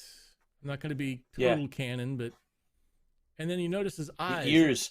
Look at it stick out. Why did they put ears on a robot? Yeah. So Baltar could scream at him, and he'd have to listen. So here's the another good shot. Oh, and wow. You can see how the lips stick outside of the thing. Yeah. And the eyes actually stick out a little bit. My eyes will not stick out that far, the way I designed it. So I looked. The eyes are actually red in the original. Yes. Mine will be clear with red LEDs. Right. So the next one you make, maybe you could try to make it red. Yeah, definitely. I just put white LEDs back there. Probably be easier too.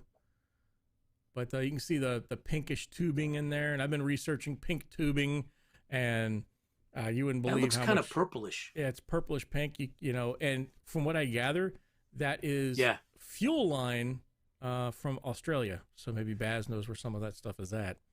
But some of the fuel and hydraulic lines that they sell in Australia is the only place I've been able to find it. Is this pinkish stuff. Mediocre modeler says from the back he looks like a slee stack from Land of the Lost. He does. And there's another good picture of the front, the color. So he's maroon. Right. He's not. So that's we're kind of wasting time here. I'm sorry. It's about that time there, buddy. Yeah. We got to go to battle. We got to go to the Battle of Malachi. A little bit, yeah. Yeah, so mine will stick out a little bit more. I have to sand them down a little bit. But that's an actual head. Not a people ought to see it, but it's pretty cool. Carl says pink tubing, NSFW. Don't do it at work. Looks different in the light. Yeah, no kidding. It looks really different. So that's the other thing is if he's maroon here, but if you watch the show, you'd swear he's silver. Because the reflections of the lights of the overhead lights of the studio, it looks like it's silver. So I'm sorry, Yeah, I went off on a it's tangent there shiny. for a little while. So Shiny. we'll get back to. Shiny's really cool though. I need to go do some sanding Really on it cool. this weekend, and was it sand, putty, repeat? Sand, putty, repeat, as Mediocre Modeler says. So That's cool. Yeah, that's cool. And then I've also started Lucifer, recording these things off the, You actually believe that daggett drivel? so I can actually use that as talking into it, since I can't talk like that guy. No, there's only one of him. Yep. So, we're gonna jump into Cylon Undershirts were purple but look black on the show. Yes, they're what do they call it? They're mauve. Mauve, yeah. Yeah. Lights made all the costumes different. Yeah, no kidding. Even the Colonial Warrior The stuff. jacket. Oh my looks- gosh, how many people? The colors. The colors of the jacket. No, it's not the color of the jacket. The jacket was this color. Yeah. Oh my gosh. Yeah, just like in Star Trek, same thing, the original, right? It wasn't supposed to be gold, like that mustard colored. It was supposed to be green, but the gels they put on those lights it never came up that green that it was supposed to be, and that's Oh. why you got the wraparound shirt is green. One So thing. that's, yeah. What do you got? If anybody has access and knows where I can find, I'm looking for something. Maybe people can help me here. Come on. Uh-oh. What are you looking for? What is it? Let me show it. I gotta get the picture of it real quick before we start. I'm sorry. Oh boy. Yeah, because we're gonna start chapter 9 on the Battle of Malachi. Yes, hurry up. Hang on. Picture. I'm going to send us a fleet. I'm going to send a colonial fleet after you if you don't start moving pictures or pressing buttons or doing something. And I have a partial list, Chris, because we talked about it, and it's 1, 2, 3, 4, 5. I have 5 extra names that I'm going to mention before we start the actual chapter. Okay. Here, yeah, Paul says, yeah, launch and ready. This is what I'm looking for. These are the boots that they wore. Huh. There's Lucifer's. Oh, wow. The silver ones. I think you should call Gene Simmons. I'm sure he'll tell you where to get them. All I said they were called. All I can get off them. It was this. I've been looking for them all over the place. I can't find them. Handmade insoles. Oops, wrong one. Well, that's his. Those are his boots. Yeah, those are the actual boots they wore. Those are the boots Underneath. Wow, that's interesting. So anyways, sorry. Wow. Not like I've got too many pictures I've been studying on, huh? Wow. That's impressive. It really is. That's on a whole other level, my friend. Other level. That's called you've got a problem and you need an intervention. They're in a thrift shop. George says they're in a thrift shop somewhere. Oh boy. Oh man. That's a song, right? Thrift shop. Yeah. So, all right. So look, bottom line is we got and there's a couple of names, right? There's a few names in this chapter because they're recurring names, but Orestes is one of them, right? Orestes? I call it Orestes. Orestes. No, Orestes. His name is Orestes. It's a Greek name. Greek name or I can. It's a Greek name. Orestes. Did you look up the Greek name? Did you look up the meaning of it? No, I didn't, but it's an actual. I've met somebody that was named Orestes. It's still a common name. It exists. So he's from the Britannica, and he's a captain, a Viper pilot captain. Right. That's Orestes. Okay. And he's the one that went back to the Battlestar or to rescue the commander, but she didn't make it. Yeah. So Astartes is also from the Britannica. She's a pilot. Okay. So Orestes is a captain. Was she the cadet? Astartes, yeah. Yeah. And the commander of the Britannica was named Hera. Yes. And which was cool. The same name in the new series of the baby from Interesting. Boomer and Yes, we brought that up last time. Yep. Yeah. And Ah, there's a major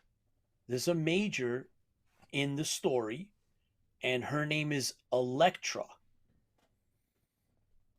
Okay? So Major Electra is the sister of Orestes. yep.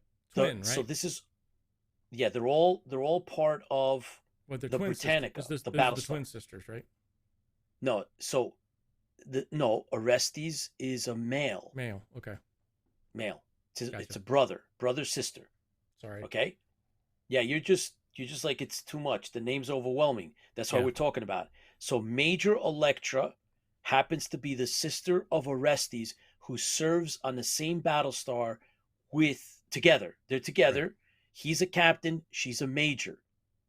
And they were on the Britannica. The Britannica's been destroyed. They are now survivors. Okay? Now, there's also someone named Captain Graham. He's a supply chief on the Pegasus. Right? So he's a captain on the Pegasus, though. So there's ranks all over the place, right? So there's captains, there's majors, there's all different, officers, but some of them are on the Pegasus, some of them are from the Britannica, and then eventually I would imagine that some of them are going to be the Olympia, right? Because there was 2 battle stars in the Battle of Malachi in the Fifth Fleet, according to this story. There was 3, including the Pegasus. 2 were destroyed. Oh, two additional, Yes. right? 2 additional, and they actually Cylons. were. Stop it. So, chapter 9, right? Chapter 9 talks about, basically it's rounding up the survivors, and the Pegasus is taking everybody in, right? Right. That's this chapter, right? So like there's So been so they're all taken ambush. in. So they're it starts out. So last chapter ended with Kane storming out of his stateroom because he has this brilliant idea about how to fight back, and they're all in this field of explosive asteroids. They're all dilithium asteroids that if you hit them, they can explode, and that's a bad thing. So very bad. So this chapter starts out with one of the damaged craft with Orestes on board. Finally making it to the Pegasus. Now remember, Pegasus and the 2 battleships, the two other battle stars, were farther ahead when the battle happened, and that's why they got wiped out, because Pegasus was behind them because they had issues with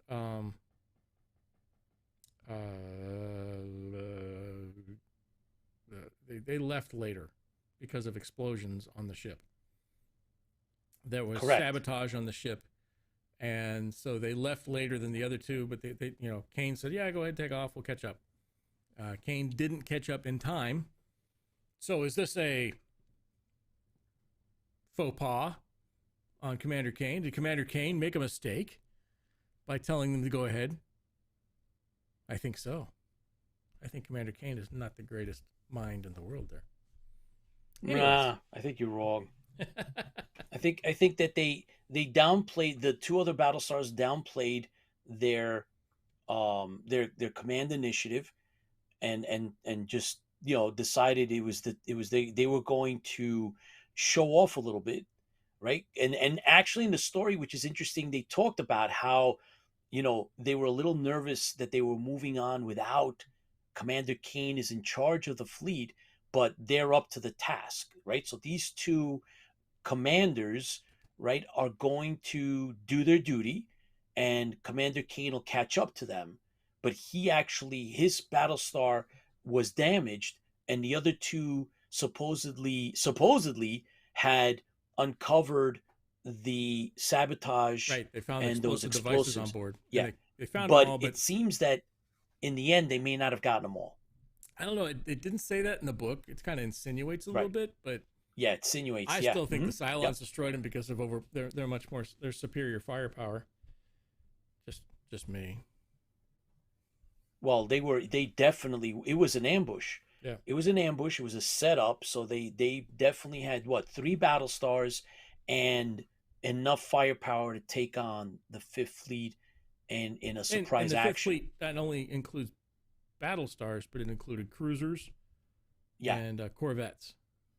yeah, and everything was, and everything was basically taken out for the Yeah. most part. The other 2 battle stars are destroyed, and that's where we are in this part of the Right. story. So they finally make it. So the shuttle makes it to the landing bay.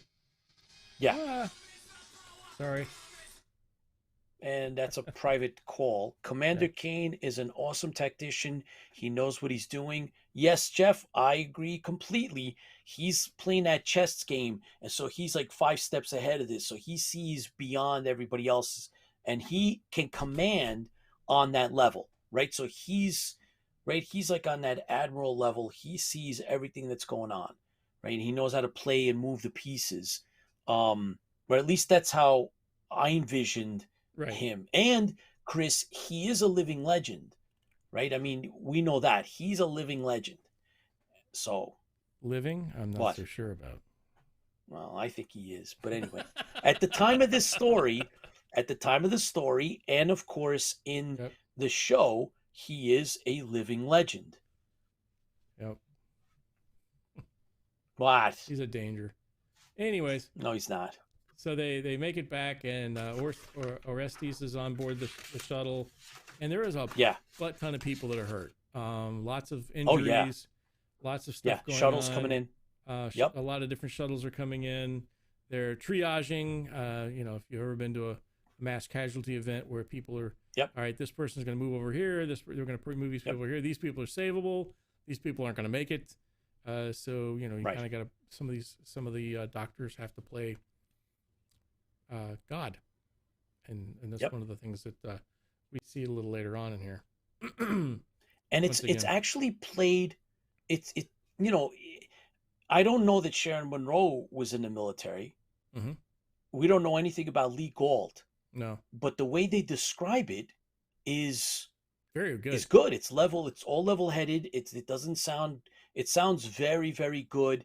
Not only in the world of BSG, but generally speaking, in terms of military protocols and emergency stuff, it's all there. So it's like I mean, if you watch enough TV, you can get a handle on certain things. But this is a story, right? They wrote a novel, and it's written really well. So I don't know. Kudos, man. I enjoy it. I think it's really cool. So Orestes is kind of helping out around and things, and Kane finds him in the bay. Yeah. And he's like, "Where's your ship?" Now, if you remember last chapter, someone stole his ship, and that's why he had to come in on the shuttle. Because he went into he landed on the Battlestar trying to save his commander, and he couldn't get to her. And by the time they got back to where they landed their Vipers, someone hijacked them. Somebody just took him and flew off. Yeah, and he was actually flying with Astartes. Yes, the cadet. The cadet, which who was no longer a cadet. Really good. So this follows up on her backstory. Yes. So we were told in the previously that Astartes was pulled out of the Caprica Military Academy, and she was like, I think 2 semesters short of graduating officially. Right. And she was selected by Commander Kane, right? Called upon to go on this mission. And she was gonna somehow, I guess, graduate by doing OJT, like doing an internship. That's kind of where that's kind of where you got there. But we find out that that's not quite the truth. Yes, it's not the rest of it. There's more to it, which is great. And look, and the other thing is that part of it, I mean, all said and done, in the distraction of the story, it could have easily been just forgotten. It could have been like a loose end that was never tied down, but instead they go back to it. Yeah, right. They go back. A really good backstory to it. Oh yeah, Which is it gives backstory. Go ahead. not only on her, but on Kane. Yes. So we find out a little bit about Kane and Adama, and Kane and Orsty's father. Yes. And Astartes' father. I can't say it right. Astartes. Astartes. Almost star tease. Someone teasing a star. Yes. So Astartes, you want to, so he comes in and says, Astartes, he's like, hey, so he finds Astartes on the deck and, facing, what are you doing? And says, okay, so what's going on? And, are you injured? No, I'm not injured.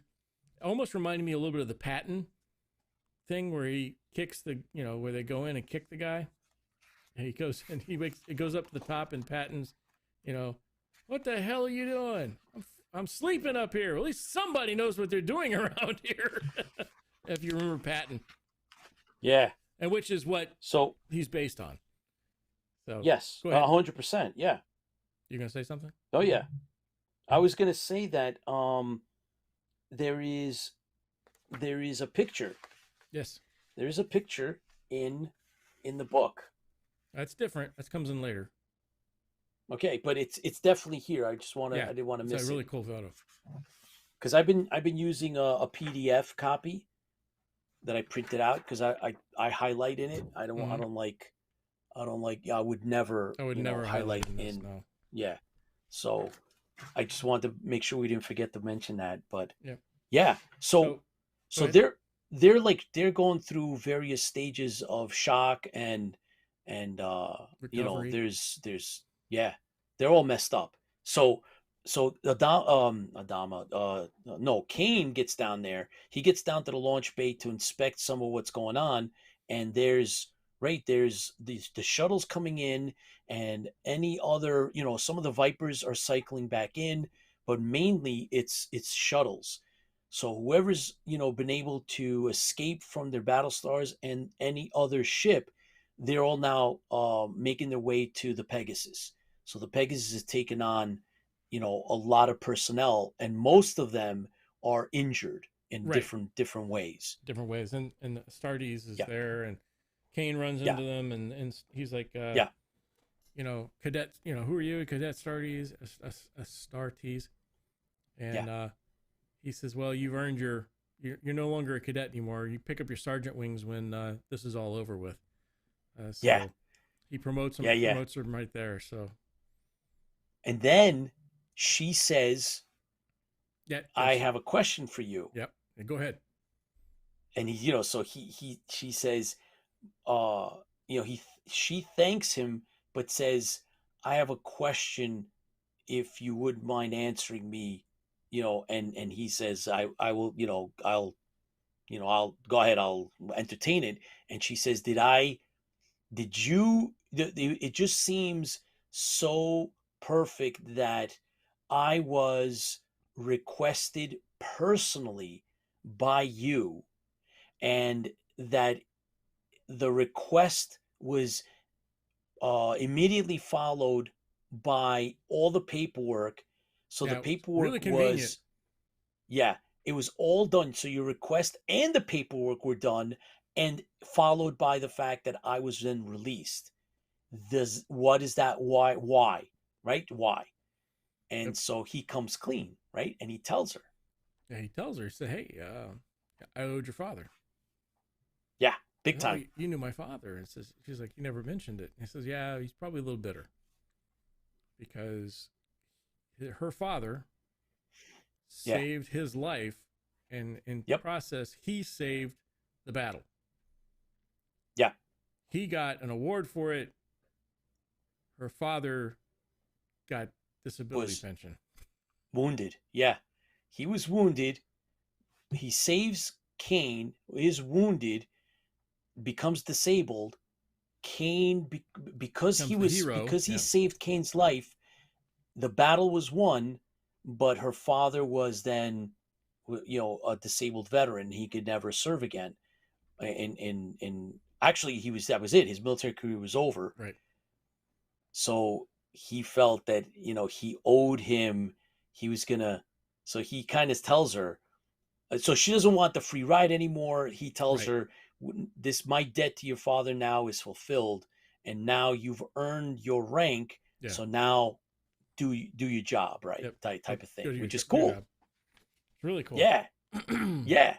Which they didn't have to kind of do that, but it kind of again it gives a little background into what they believe Kane or who Kane might be, and he pays his debt, and he never forgets. But this is something that her father called in. Like he hadn't spoken to Kane in how many years? Like 20 years Right. or more, and calls this more than 20 years, and Calls this in favor the in. favor. Yep. He wants his daughter to fly with the living legend Commander Well, Kane, she wanted so to she fly with can. the living legend. He Yeah, told her, yeah. yeah, and he made it happen for her. So that was kind of cool. And then the story progresses a little bit more, Yep, we're still right? on the deck, And and then we go to the yeah, doctors. So the doctors are yes. Dr. So there's Raphael. Go ahead. yeah, yeah, and there's this thing where one of the there's a pilot and his wingmate, and the wingmate is mortally wounded. They can't save him, Right. They and so pulled him there's off the shuttle. There's this a little bit of how yeah, they got him to life, and yeah, he takes him into the the doctors like that. He says, "Look, yeah. says he's not gonna make it." No, And it's not he's gonna like, make "Well, it you in need this. to do some surgery. You need to do something else." Yeah, And no, he's like, "I can't do that." And not the happening. pilot got angry, which I don't know if you remember. It kind of reminds me of the scene from A Bridge Too Far, where I think it's Elliot Gould at that time is like, yeah, brings in the body of his injured person and says, "Hey, he's alive. No, he's dead. He's dead." He pulls out a pistol. You're going to work on him. You're going to fix. So it's kind of like that type of thing Yeah, without the pistol, without the. yeah, But there's anger flowing here. This guy's ticked yeah, off that yeah. you Oh get to yeah, play God. It's who gets you to play God, and the doctor's like, he's seen this before. The doctor's it's like, hey, this is what it is. right. This is maybe if he wakes up for a couple of minutes before he dies, he wants to see a good face. You might want to be here for him. And Because his head's busted, and yeah, he's his there's brain brain swelling. damage from the wounds, and so that was a part of. But then they actually like And that's there's where so that's where that picture that's comes playing. Yeah, that's where that picture comes in, and so that's playing out in this in this part of this scene. Meanwhile, um, or Orestes, I think it's Orestes, right? Had been sent to go bring back. Yes, I think it was Orestes was sent to go bring some additional medical supplies. in. Right. There's another So pilot there with his hands all burned. all And he burned kept up. flying. He Yeah, kept flying with the burned up hands. And they're yeah, like, yeah, so now the pilot's like, he's not going to make sure he's going to make it. So they sent yeah. sent him out to go get some Right. salve and everything else. That person shows up in Yes. the life center to pick up the Yes. salve and the Because gauze. right. So because Orestes was although he was distracted from everything that had happened, he was still able to get around on his own 2 feet.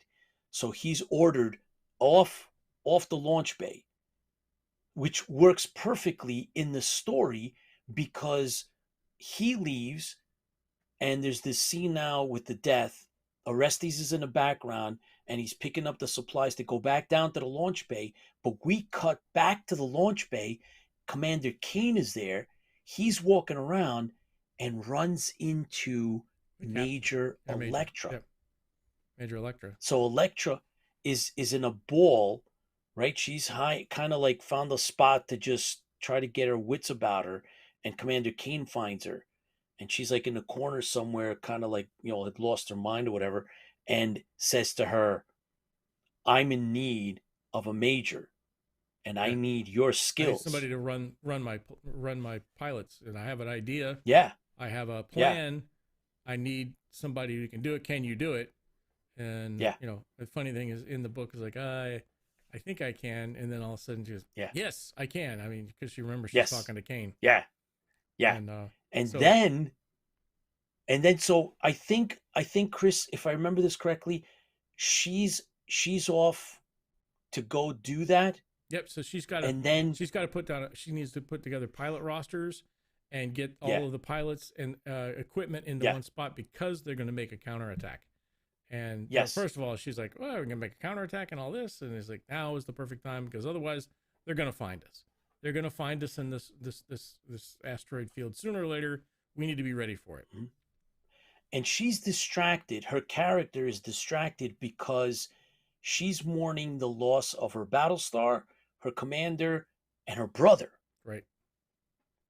Orestes is also, and remember that Orestes and Astartes had actually flown their Vipers into the Battlestar Britannica right before it blew up to try to save the commander. And obviously they got into a shuttle. Yeah, and then they get into the shuttle with survivors, and then they leave, and the Battlestar blows up. So Elektra thinks her brother's dead. Right. But he's not. Yep. And it's now revealed in the narrative that, in fact, they each find out at separate times. So in the previous chapter, they're alive. There was a back and forth. The guys, hey, I'm looking for my sister. What she looked like and everything else. Yeah.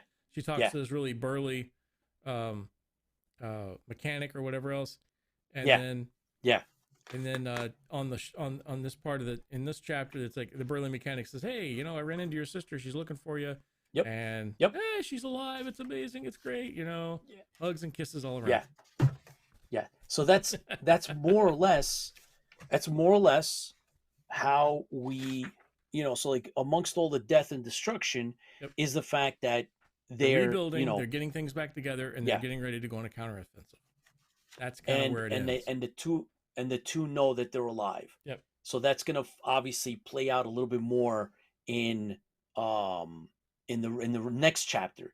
So that's so now we get next chapter. We'll find out what Kane has in mind. His tactical mind is. How is he going to get back at the Cylons? That's right. So in the next chapter, the Cylons kill them all, and it's over. No, it's not. So we're going to 10. So chapter 10. So guys, right? I just noticed John McCartney. I'm not sure when you joined us, but thanks for being with us. We kind of are, we just finished up chapter 9 and the Battle of Malachi. Next show we'll do chapter 10. And Italian it just it's getting better and better, guys. What's 10 in Greek? If you get a chance, read this. Veka. Mm-hmm.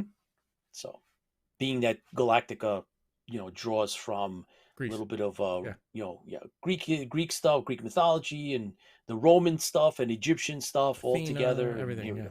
Surprised they didn't come up with somebody named Zeus. They probably didn't have enough time. I bet you if they would have had season. another season, I'm sure there would have been other names like that. But hey, so guys, that's kind of where we're at. Next episode, we do have some guests lined up, so that's in the works. We're gonna have some authors and some writers and publishers. Chris, we're waiting for confirmation from someone on your end. Yeah, I've reached out to a number of people, including the trainer for for Evie, Evolution, Evie. The chimp that played the Boxy. The Daggett. Also reached out to Liefeld, who hasn't got back with us yet, but hopefully he will. I reached out to his. I didn't reach out to Liefeld. I reached out to his handler, I guess is the easy way of saying it. And then we've also reached out to another like we said last week, we showed the fan fiction. We actually have another fan fiction author that we're trying to get on. Well, she is coming on. We just don't know when. She's coming on. Yeah, and she worked with Sharon Monroe. Right. She contacted us looking for Sharon Monroe. Yes. And so she's somebody that is one of the original writers. Books. I mean, yeah, from back in the day. Yeah, And so are she's like definitely these. coming on. Yeah. As a matter of fact, we own some of the originals, and We own so the three she's big written ones, some, yeah, the three big ones. So she's coming on the Homecoming, something show. or other. For those of you that are following Infinity Magazine, it's a British sci-fi magazine like And it's really Starlog. good. It is. It really is. You can get it digitally, We so you don't have have, to get it mailed to you. So for the cost yeah, of the shipping and everything else, so you can get it digitally. which is a killer. Michael Miraglia, thanks for coming on live. We're wrapping up IFB, but thank you for coming on the show live with us. So we're going to have Infinity. We're looking at possibly the publisher from Infinity Magazine, the science fiction magazine from the UK. We're locking down a date to have the interview with him, and we are going to have, if those of you from back in the day read the Adama journals, Yep. the actual publisher and writer of the Adama journals is going to be on our show. And so we've locked them in, and we will be giving you more info on that as probably by next week. But we have him locked in, and he's joining us. And we're going to talk all about the Adama journals, which is one of my favorite fanzines. Yep. Definitely one of my favorites, and we'll talk That ranks about up there with why, purple and I orange think with it is. me, yeah. Yeah, so it's great, and he's coming on the show, and as a matter of fact, he's going to lay to rest some urban legends associated with Adama journals. So we've already had some conversations with him. This has been going on back and forth for a couple of months. John McCartney, hey, I may have come in late, but I just noticed that you guys became blue shirts. Which one of you is Reese? Just depends on the week. Yeah, I got blue, red, Yeah, green. exactly. Yep. So he's coming, and that's going to be a lot of fun because we'll be able to pick his brain on And we still how he laid it out. We still have the not Maximum Press, but the Realm Press guys still working on those guys, right? Well, we're working on getting the rest of the Realm Press crew to come back with JC and the others that were part of the Realm, and there's a few others. We have a list, guys. We have like it's like probably 15 names deep as we speak right now. So we're working on getting those locked in and setting up the themes, and it's really kind of early in the year. But we have a whole bunch of interviews lined up for you as we get further into Stay tuned. 22. Yes, stay tuned. So I guess, Chris, from me, on behalf of me and the show, and a little bit of Chris will give you his own thanks, but I just want to thank you guys, everyone, for tuning in, whether you were live with us now or you're going to watch this in a rerun or a repeat. We thank you very much, wherever you may be. So anywhere in the world, we know that we're reaching South America, Central America, Canada, all over Europe, and everywhere else, Australia's, New Zealand's, everywhere. We thank you from the bottom of our heart. We love having you on board. Keep clicking the like buttons, right? We appreciate that. And don't forget to tell your friends about the show and Tell have your them come friends, on or tell your just watch it. family. Yes, absolutely. Oh, by the way, keep sending us Rob Baum. He's very good with sending us names. We try to follow up with whoever we can and fill them in as we can. Right. Some of these guys somebody that you want to talk, us, you want us to get to, yeah, other than we don't do a absolutely. lot of the stars because the stars want money, and we're not for profit. So we're not doing that. You can think of somebody that was behind the scenes, maybe a stunt man, something like that. Hey, I know there was a stunt man. There was a Cylon or something like that. Let us know. We will research them and look them up and see if we can get a hold of them. Yes, definitely. We would love to do that. So if you have any ideas, or if you guys know any writers or authors or artists of any kind that are involved with sci-fi, let us know. We'll try to get them on the show. And so you can contact us at info@interfleetbroadcasting.com. and we'd love to, support the arts. I mean, we're all about the writing and stuff like that, especially when it's, sci-fi or horror too is good. Yep. We really enjoy that. Military sci-fi, of course. As a matter of fact, I'll bring up next show. We'll talk about some military sci-fi. I found one of the series that Jerry Pornell, and we'll talk a little bit more about that. Okay. And yeah, so we'll get into stuff. But again, guys, we want to include everybody. So if you have names, we'll do the best we can to try to get them on. There's no promises, but we want to be open to anybody else, especially, if you know someone that's, involved in sci-fi. We'd like to try to have them on the show. And so for me, stay safe. See you next time on this channel. Our favorite day is Thursday nights at 8 p.m. Eastern Standard Time. So for me, New York Pete, to you, keep the faith. And remember, fans fuel the fleet. Chris? Yeah, everybody just remember, fans fuel the fleet. I want to say, and, don't forget, Mr. Dixon, Mike out there who just passed for cancer. So frack cancer. And, Yep. we will see you guys next week. So fans fuel the fleet, thank you for joining us, and we're out. Take care. Fans fuel the fleet.